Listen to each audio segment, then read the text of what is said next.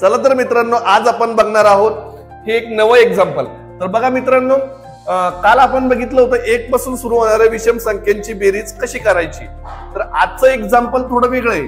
तर बघा मित्रांनो, 3 नंतर येता 5, पण आपण 5 घेतले नाही.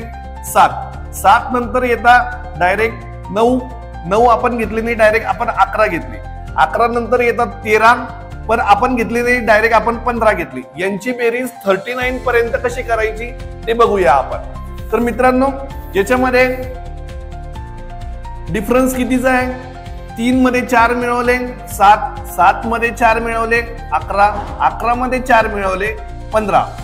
तर बघा मित्रांनो, याच्यामध्ये डिफरन्स 4चा आहे. आता याला सोडवायचं कसं? याला एक फॉर्म्युला आहे, SN = n/2 A1 + AN.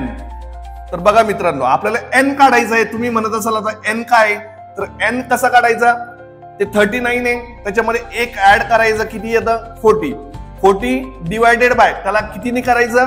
Divide 4 ने, कारण की डिफरन्स 4 आहे. तर बघा मित्रांनो, 4 × 1 = 4, 4 × 10 = 40, म्हणजे आपला n काय आला? 10. तर बघा मित्रांनो, n आपण 10 ठेवला, डिवायडेड बाय 2. A1 काय घ्यायचा? नेहमी पहिला आकडा घ्यायचा. A1 म्हणजे सगळ्यात पहिला आकडा, तो आहे 3.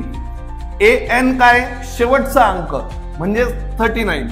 हा 39 घेतला, बे 1 बे 5 10.